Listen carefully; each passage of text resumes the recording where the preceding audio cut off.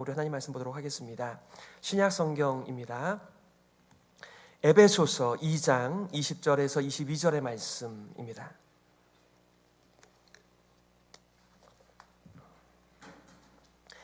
에베소서 2장 20절에서 22절의 말씀, 제가 가진 성경은 311페이지가 되겠습니다. 311페이지 에베소서 2장 20절에서 22절의 말씀 봉독해 드리겠습니다. 너희는 사도들과 선지자들의 터 위에 세우심을 입은 자라.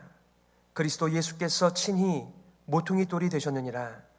그의 안에서 건물마다 서로 연결하여 주 안에서 성전이 되어가고 너희도 성령 안에서 하나님이 거하실 처소가 되기 위하여 그리스도 예수 안에서 함께 지어져 가느니라. 아멘. 교회 성령의 전이라는 제목 가지고 말씀 증거하겠습니다. 저는 지난 송구 영신 예배 때 여러분들과 함께 얼굴 더 볼 수 있어서 좋았습니다만, 특별히 2년 동안 하지 못했던 성찬식, 주님의 식탁, 커뮤니언 할 수 있어서 참 좋았습니다. 여러분께서는 꼭 이번뿐만 아니라 이렇게 성찬식에 참여하시게 될 때 여러분에게 어떤 유익이 찾아오시는지요?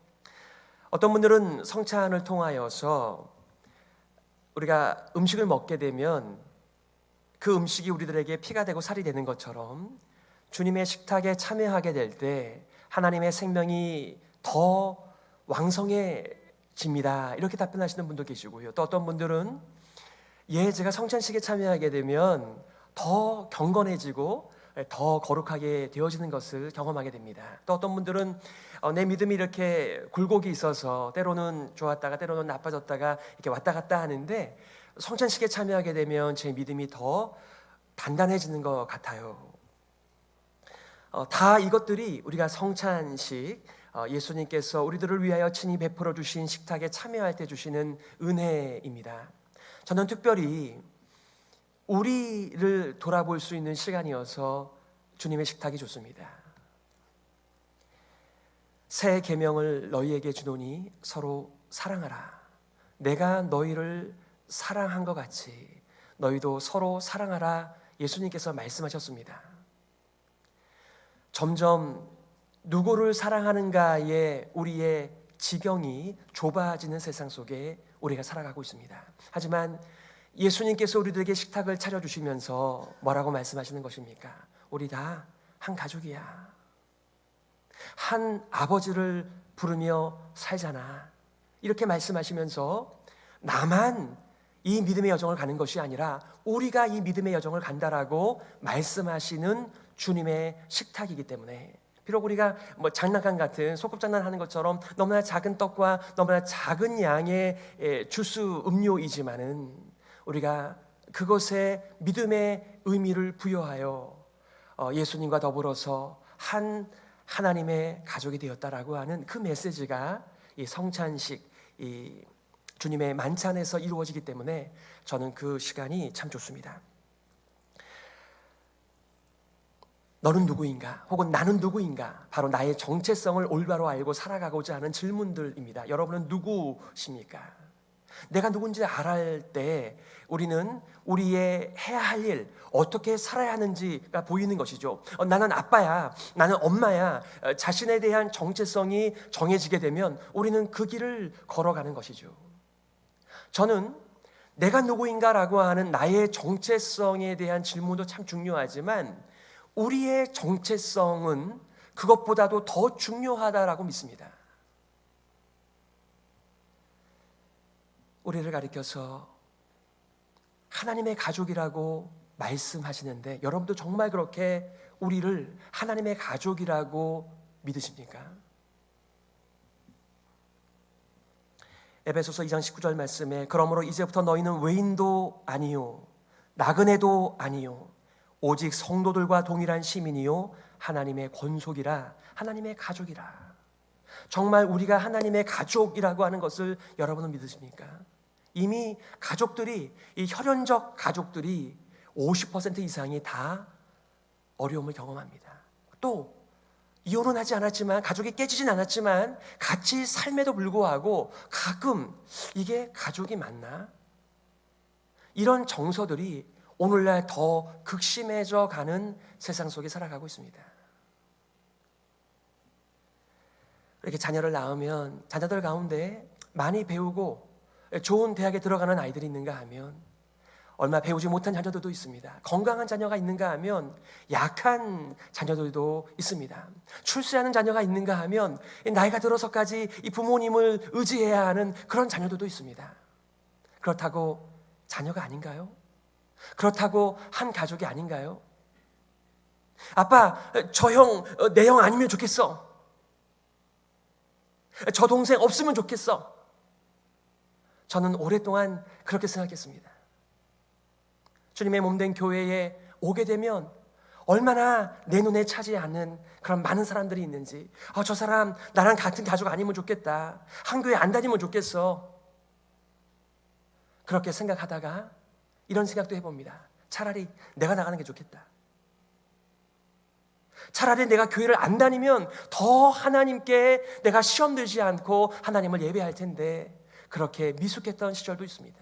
제가 주님의 몸된 교회가 하나님의 가족인 줄 몰랐습니다. 아니, 머리로는 알았죠.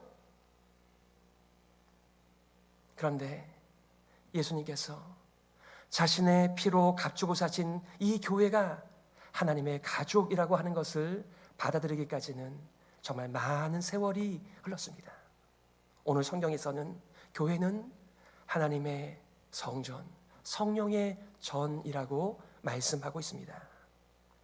21절이죠. 그의 안에서, 예수 안에서 건물마다 서로 연결하여 주 안에서 성전이 되어가고. 우리가 가족이라고 하는 개념은 예수님을 믿든지 안 믿든지 간에 기본적으로 가지고 있는 가족의 개념이 있습니다. 그런데 성전이라고 하는 개념은 우리 가운데 한 번도 성전을 다녀오신 분이 없으시잖아요. 좀 그래도 성경을 공부하신 분들이 출애굽기를 통하여, 레위기를 통하여, 또 역사서를 통하여 우리는 그런 성전을 간접적으로 경험을 했지만은 오늘날 성전 없잖아요. 그러니 교회가 성령의 전이다라고 할 때 이렇게 어떤 이미지들과 내용들이 여러분들에게 다가오는지 잘 모르겠습니다. 이동하는 성전, 성막이 있었습니다. 그 유명한 솔로몬의 성전이 있었습니다. 그것이 다 무너져 내리고 돌아온 유대인들이 건축하게 된 수룹밥의 성전이 있었습니다. 초라한 성전이었지만 헤롯에 의하여 더 찬란하게 빛나는 성전 시대가 있었습니다만 AD 70년 티토스에 의해서 완전히 무너지고 난 다음에 그 어느 누구도 성전을 경험한 사람이 없는데, 우리 교회가 성령의 전이다. 너희가 하나님의 성전인 것과 너희가 하나님의 성전인 것과 하나님의 성령이 너희 안에 거하시는 것을 알지 못하느냐라고 말씀하시는데, 그것이 우리들에게는 어떤 의미일까? 어떤 메시지일까? 여러분, 보통 성전에서는 제물을 잡아서 나의 죄를 트랜스퍼하죠. 그리고 우리는 깨끗함을 입습니다. 우리의 죄가 덮입니다. 그리고 우리가 깨끗하게 되었기 때문에 하나님의 성소로, 하나님의 임재 가운데 나아가게 되는 것이죠. 우리는 그것을 찬양이라고 말하며 예배라고 말합니다. 그러니 교회가 성령의 전이다라고 말을 할 때 가장 먼저 우리들에게 들어오는 것은 예배의 공동체입니다.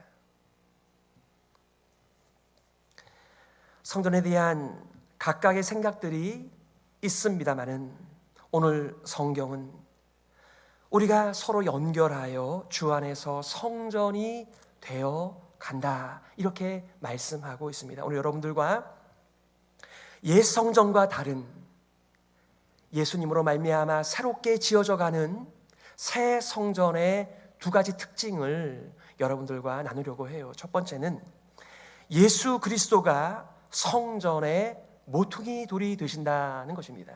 두 번째는 예수 그리스도 안에서 성전이 자라간다라고 하는 특징, 이 두 가지를 여러분들과 나누면서 우리 공동체를 성전의 개념으로 함께 지어져가는 성령의 전으로 이해하면서 그렇게 살기를 기대하는 것입니다. 자, 첫 번째는 옛 성전과 다른 예수 그리스도께서 중심이 되시는 새 성전의 첫 번째 특징, 바로 예수 그리스도가 성전의 모퉁이 돌이 되신다 이렇게 말씀하고 있습니다. 오늘 20절이죠. 너희는 사도들과 선지자들의 터 위에 세우심을 입은 자라. 그리스도 예수께서 친히 모퉁이 돌이 되셨느니라. 사도들과 선지자들의 터라고 말을 하고 있습니다. 여러분, 터가 얼마나 중요한지 아시죠? 이렇게 건물을 세울 때에 제일 먼저 하는 일은 터를 닦는 일입니다. 제가 예전에 부산에서 사역할 때 성전을 건축하는 일이 있었습니다. 그런데 문제는 거기가 이렇게 을숙도를 넘어 르노 삼성이 있는 그 명지 땅이었는데 매립지였습니다. 그러니 이 강철 빔을 꽂아 넣는데 이 밑바닥이 있어야 되는 거잖아요. 그러니까 그 수많은 경비의 많은 변수가 도대체 이 강철 빔이 어디까지 들어가느냐, 이 터의 문제였습니다. 터가 너무나 중요한데 오늘 본문의 말씀에서는 사도들의 터, 선지자들의 터라고 말을 하고 있습니다. 여러분, 사도들, 아포스톨로스, 보냄을 받은 자, 누가 보냈어요? 예수님이 보내신 자들입니다. 예수님의 복음, 예수님을 전파하는 자들이었습니다. 그래서 어떤 학자들은 여기서 나오는 선지자들은 아마 구약의 선지자들이라기보다는 신약의 선지자들이었을 것이다 이렇게 말씀하기도 하죠. 하지만 구약의 선지자들도 무엇을 전파하였습니까? 하나님의 약속하신 언약의 메시아에 대한 증거가 선지자의 입속과 그들의 전파의 내용 속에 있었지 않았습니까? 그러니 우리는 어디 위에 세워지는 자들인가요? 예수 그리스도 위에 세워지는 자들입니다. 하나님의 가족은 견고한 기초가 되는 사도들과 선지자들의 그 메시지, 바로 예수 그리스도의 터 위에 세워지는 것인데, 특별히 여기에 모퉁이 돌, 이 코너스톤이라는 말을 사용하고 있습니다. 우리가 생각할 때 이 모퉁이 돌은 별반 쓸모가 없는 돌, 이렇게 선입견을 가질 수 있는데, 이전의 건축법에 있어서는 이 코너스톤이 그 코너스톤의 모양과 사이즈에 따라서 모든 건물의 사이즈와 모양이 결정될 만큼 가장 중요한 키스톤이 된다라고 말을 합니다. 그러니 예수 그리스도께서 성전의 모퉁이 돌이 되신다. 여러분, 여기 돌들이 많이 모여 있잖아요.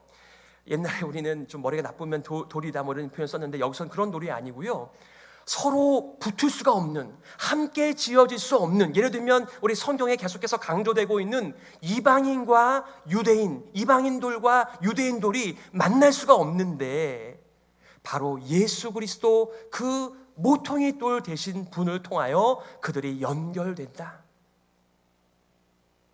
기름과 물처럼 만날 이유도 없고, 서로 가족이라고 말할 수도 없고, 함께 지어져 갈 수도 없는 재료들이지만 예수 그리스도께서 그 안에 함께 하시면 그들이 하나가 되는 그런 이미지를 이 모퉁이 돌, 함께 지어져 가는 성전의 메타포를 통하여 우리들에게 말씀하고 있는 것입니다. 우리도 마찬가지 아닌가요?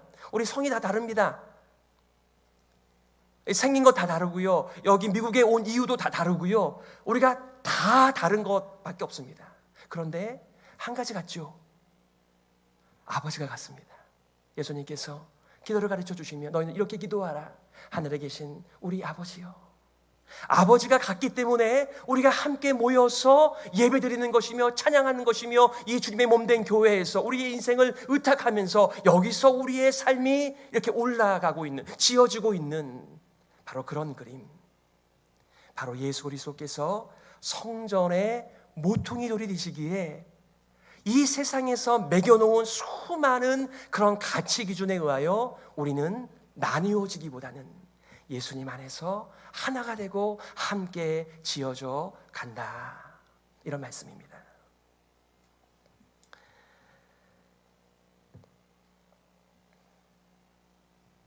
베드로 사도께서는 베드로전서 2장 4절과 5절을 통해서 교회의 기초가 되는 예수님에 대하여 이렇게 표현하죠. 사람에게는 버림바가 되었으나 하나님께는 택하심을 입은 보배로운 산돌이신 예수께 나아가 너희도 산돌같이 신령한 집으로 세워지고 예수 그리스도로 말미암아 하나님이 기쁘게 받으실 신령한 제사를 드릴 거룩한 제사장이 될지니라.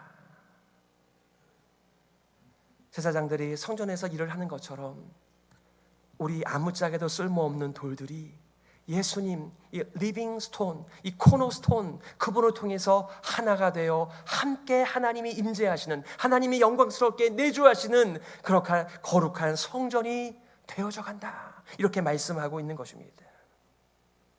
우리는 얼마 전에 사도행전을 함께 나누면서 얼마나 유대인들이 이방인들을 밀쳐냈는지를 보지 않았습니까? 베드로는 하나님의 환상을 봤음에도 불구하고 왜 이방인 고넬료의 집에 들어가야 하는지 몰랐습니다. 예루살렘 교회가 부흥하였지만 그들은 아무것도 한 일이 없었습니다. 하나님께서 이방인의 교회 안디옥 교회를 세우시며 바나바와 바울을 파송하시며 결코 만날 근거가 아무것도 없는 예루살렘 교회와 안디옥 교회가 하나가 되어지는, 그게 바로 1차, 2차, 3차 전도 여행의 모든 열매들 아니었나요? 우리가 같이 있지 않을 이유를 찾는 것이 같이 있을 이유를 찾는 것보다 훨씬 더 쉽습니다. 그런데 예수 안에 들어와 있으면서도 불구하고 우리가 하나됨을 추구하기보다는 자꾸만 다른 것을 찾는다라고 한다면 우리는 번지수를 잘못 찾은 것이죠. 자, 두 번째는 새 성전의 두 번째 특징을 예수 그리스도 안에서 성전이 자라간다 이렇게 말하고 있습니다. 오늘 21절입니다. 그의 안에서, 예수 그리스도 안에서 건물마다 서로 연결하여 주 안에서 성전이 되어가고, 여기서 성전이 되어간다라고 하는 말이 성전이 자라간다 이렇게 바꾸어도 유기적인 의미에 있어서는 더 나은 표현 같아요. 여러분, 이 메시지에 두 가지 면이 다 있잖아요. 여러분 가운데 키가 계속해서 크고 있는 분이 계신가요? 그분은 아직 덜 자란 분입니다. 저는 더 이상 키가 자라가지 않습니다. 저는 다 컸습니다.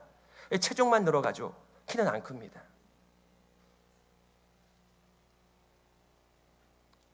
성전이 되어간다, 아직도 키가 있다, 아직도 자라가고 있다라고 하는 말의 의미는 아직 덜 컸다라는 말의 의미입니다. 우리 예배가 그렇지 않은가요? 우리가 예배를 강조하고 하나님을 사랑하는 일에 있어서 마음과 뜻과 정성과 목숨을 다하여 하나님을 사랑하라, 그분을 예배하라 이렇게 말을 하고 있을 때, 여러분 그렇게 마음이 준비가 돼서 예배를 드리시는 분이 있는가 하면 그냥 졸고 있는 분도 계시죠. 안 나오는 분들도 많이 계시죠. 그러면 우리의 예배는 이게 연락이 되는 것인가요? 안 되는 것인가요? 우리가 볼 때에 너무 연약한 예배이죠. 가끔 이렇게 우리들을 초대하셔서 식사를 제공해 주시면서 그분들이 어떤 말씀을 하시나요? 차린 거는 별로 없지만 많이 드세요. 아유, 이렇게 많이 차리셨는데 우리는 이렇게 말씀을 드리는데 그분의 마음이죠. 더 많이, 더 양질의 것을 대접하고 싶은데 이것밖에 준비하지 못했다라고 하는 그분의 마음인 것처럼, 우리가 아무리 하나님 앞에 예배를 잘 올려드리려고 한다 하더라도 우리는 미성숙하고 준비가 덜 된 예배를 드립니다. 그러니 우리들의 예배는 어떤 특징이 있는 것이죠? 맞습니다.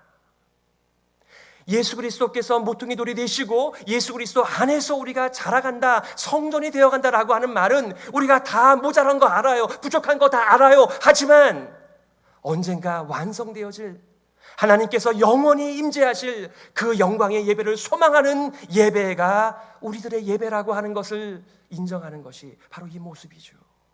우리는 함께 자라간다.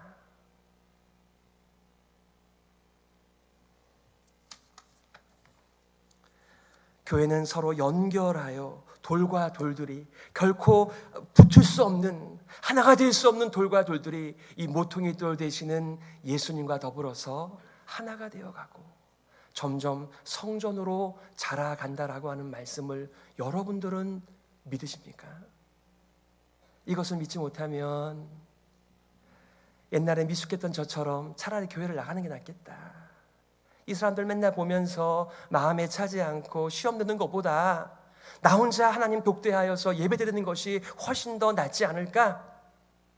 죄송하지만 그것은 세상의 아이디어이고 부족한 인생들의 아이디어입니다. 하나님께서는 우리 부족한 것 뻔히 아시지만 예수 그리스도를 믿고 하나님의 은혜 기대하며 나아가는 사람들을 그렇게 붙들어 주시고 예배를 연락하시는 것이죠. 이 새 성전의 목적을 22절에서는 이렇게 표현하고 있습니다. 너희도 성령 안에서 하나님이 거하실 초소가 되기 위하여 그리스도 예수 안에서 함께 지어져 가느니라. 여기서 말하는 너희는 이방인들이잖아요. 에베소의 교인들을 가리키는 것이지 않습니까? 하지만 이렇게 다른 사람들, 평생을 가도 물과 기름처럼 절대로 만날 수 없는 인생들이 바로 예수님 안에서 함께 지어져가는 새로운 공동체, 바로 교회라고 말씀하고 있습니다. 여러분, 서로 사랑하라고 하는 것은 우리 기독교에서만 가르치는 것이 아닙니다. 모든 종교들에서 서로 사랑하라고 말합니다. 문제는 사랑하는 줄 알지만 사랑할 수 있는 능력이 없다는 것이죠. 여러분들은 예수 그리스도의 측량할 수 없는 사랑을 이해하십니까? 그 사랑을 받고 살아가고 있습니까? 하나님 그 크신 사랑, 정말 하늘을 두루마리 삼아 바다를 먹물 삼아 적어도 모자란 그 하나님의 사랑을 우리가 깨닫게 되어주면 거기서 능력이 나오는 것이죠.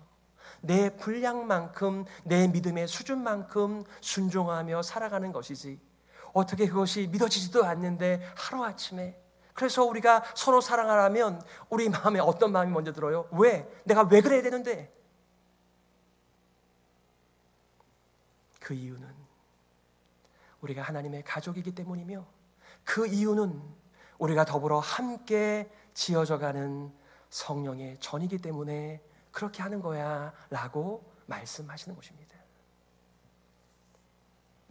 많은 사람들이 교회 생활을 잘하려면 이렇게 하라고 말합니다. 너무 멀리 있지도 말고 너무 가까워지지도 말라고요. 성경에 그렇게 말하지 않습니다. 이 세상의 처세술이 교회 안까지 들어와서 이해는 가지만 말도 되지 않는 처세술이 교회 안에서 작동됩니다. 너무나 멀리 계신 분도 계시고 너무나 가까이 있는 분들도 계시는데 너무나가 아니고요. 우리는 예수 그리스도 안에서 한 몸이며 하나님의 가족이라고 하는 것을 믿는다라고 하면 어떻게 살아야 될지 견적이 나오지 않나요?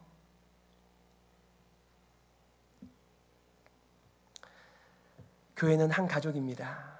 저는 한때 저 사람은 같은 형제 아니야, 같은 자매 아니야, 이렇게 부정할 때 그 사람 자체보다도 부모님 되셨던 우리 하늘 아버지의 마음은 어떠하셨을까요? 서로를 사랑하기는커녕 서로 손가락질을 해대면서 저 사람 내 누나도 아니고 형도 아니었으면 좋겠어라고 외칠 때 우리는 우리도 모르는 사이에 하나님의 마음에 못을 박는 사람들이 아니었나요? 오늘 성경은 예수 그리스도 때문에 우리가 하나님의 가족 되었다라고 말씀하시며, 예수 그리스도 때문에 우리가 한 성전으로 지어져 가며 하나님의 영광스러운 영원한 임재를 고대하며 소망하는 자들이 되었다라고 말씀하고 있습니다. 예수께서 중심이 되어주시는 Christ the Center, 우리가 정말 얼마나 외치는 메시지입니까? 그런 중 누구든지 그리스도 안에 있으면, 그리스도 안에 있으면 새로운 피조물이라. 이전 것은 지나갔으니 보라 새 것이 되었도다. 두세 사람이 내 이름으로 모인 곳에는 나도 그들 중에 있다. 내가 그들과 더불어 한 가족이야. 너희들은 가족이다. 함께 지어져 간다. 여러분, 2021년도 한국의 그런 조사들에 의하면요, 이제 세 가구 중에 한 가구는 이제 혼자 살아가는 가구라고 합니다. 퍼센트지가. 그리고 사람들의 사고방식이 이제는, 예전에는 가족을 소중하게 여기면서 사회의 공동체성을 중요하게 여기던 사회가 이제는 자기 자신이 가장 중요한 존재라고 믿고 살아가는, 그 결과가 무엇이죠? 이제는 가족을 챙기지 않으려고 합니다. 그리고 사회를 어떻게 내가 뭘 해보겠나, 여러 가지 동기가 있겠지만은 더 이상 사회에 대하여 관심을 끄고 살아가는 세대 속에서 우리가 살아갑니다. 교회는 어떤가요? 교회는 가족 공동체, 하나님의 가족이라고 하는, 그리고 더불어 함께 지어져 간다라고 하는 이 예수 그리스도께서 피값으로 주고 사신 주님의 몸된 교회의 가치를 우리는 정말 믿음으로써 표현하며 그렇게 가꾸며 섬기며 살아가고 있나요? 아니면 세상의 사람들처럼 혼자 살아가기를 더 좋아하는 이 세대 속의 사람들인가요?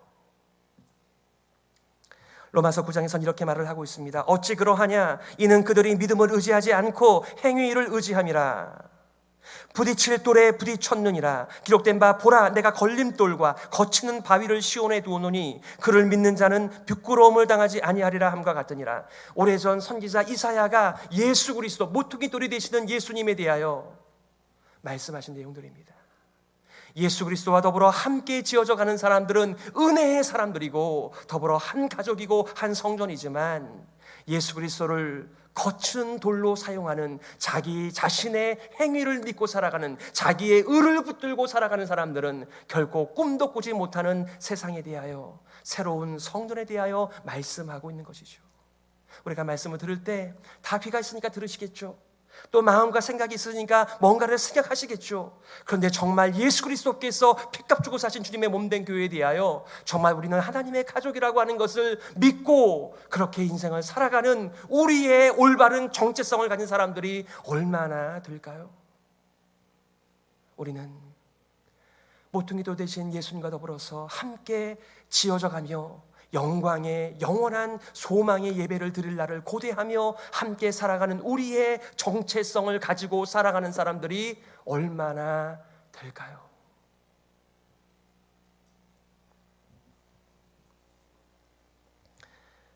유대인들은 믿음으로 말미암는 의를 버리고 행위로 말미암는 자기 의를 추구하면서 이 돌, 예수의 돌에 부딪혀서 산산조각이 난 사람들이었습니다. 모든 종교의 중심에는 자기 의가 있습니다.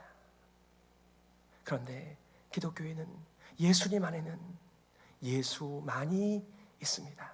그것이 우리의 은혜의 고백인 것이죠. 고린도전서 6장 19절에 너희 몸은 너희가 하나님께로부터 받은 바 너희 가운데 계신 성령의 전인 줄을 알지 못하느냐? 너희는 너희 자신의 것이 아니라. 아니, 내가 내 것이지 뭐 내 자신의 것이 아니라고 말합니까? 무슨 말이에요? 예, 맞습니다. 우리는 예수 그리스도 안에 속해 있는 사람들입니다. 우리는 예수 그리스도 하나님의 가족에게 속해 있는 사람들입니다. 오늘날 많은 사람들이 한국에서는 남이사, none of your business, 너랑 나랑 무슨 관계인데, 그거는 세상에서 살아가는 방식입니다. 우리끼리는 어떻게 하면 우리가 더 예수 그리스도의 은혜에 깊이 잠길 수 있을까? 어떻게 예수 그리스도와 더불어서 함께 지어져 갈 수 있을까? 권하는, 책임지는, 서로를 위하여 기도하는 새로운 공동체입니다. 로마서 1장부터 11장까지 하나님이 끊을 수 없는 사랑에 대해 말씀하시며 12장부터 뭐라고 말씀하십니까? 그러므로 형제들아, 내가 하나님의 모든 자비하심으로 너희를 권하노니 너희 몸을 하나님이 기뻐하시는 거룩한 산 제물로 드리라. 이는 너희가 드릴 영적 예배니라. 예배를 어디서 배워요? 우리가 함께 돌보지 않으면 어떻게 하나님 앞에 온전히 예배를 드리며 함께 지어져 갈 수 있을까요? 우리는 바로 이 일로 부르심을 받은 사람들입니다. 나의 눈에 볼 때에는 참 한심하기 짝이 없는 사람들도 많이 있을 거예요. 내 귀에 들리는 소식들은 참 이게 교회인가 싶은 그런 교회들도 많이 있을 것입니다만은 여러분 잊지 마세요. 성령께서 하나 되게 하신 것, 성령께서 하나님의 가족이라고 말씀하실 때, 성령께서 예수 그리스도 더불어서 함께 지어져가는 소망의 예배를 드리는 하나님의 성전이라고 말씀하실 때 우리는 그것을 받아들이며 거기에 헌신하는 하나님의 사람들입니다. 바로 예수의 제자들입니다. 하나님께서 올 한해 우리가 살아갈 때 다 나름대로 살아가는 이 세대 속에서 나름대로의 삶이 아닌 우리의 정체성을 가지고 하나님의 가족의 일원으로, 그리고 하나님의 아름다운 성전으로 자라가며 지어져가는 한 돌로서 주님의 몸된 교회를 섬기며 영광 올려드리는 우리 모두가 되시기를 예수님의 이름으로 축복합니다. 아멘. 자, 우리 말씀을 기억하면서요, 이렇게 기도했으면 좋겠습니다. 하나님 아버지, 예수님 안에서 함께 지어져가는 성령의 전임을 믿게 하여 주시옵소서. 우리가 누굽니까? 하나님의 가족입니다. 함께 지어져가는 성령의 전입니다. 더불어서 온전한 예배를 소망하는 예배를 드리게 하여 주옵소서. 우리 말씀을 기억하면서요, 함께 기도하며 나가겠습니다.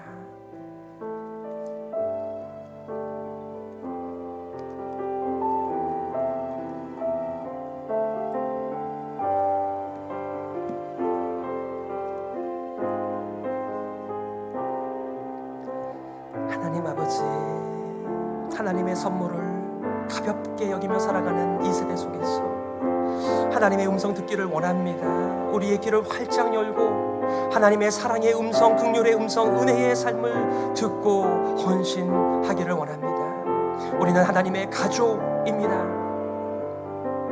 우리는 예수 그리스도와 더불어서 함께 지어져가는 성전입니다. 너희가 하나님의 성전인 것과 하나님의 성령이 너희 안에 거하시는 것을 알지 못하느냐. 우리의 눈이 열려져 이 놀라운 하나님의 복음을 듣고 이 공동체를 위하여 쓰임받는 주님의 몸된 교회를 세워가는 이 하나님의 부르심 앞에 쓰임받는 우리 모두가 되게 하여 주시옵소서. 하나님 아버지, 은혜를 감사합니다. 우리 2022년도 새해를 허락하여 주시니 감사합니다.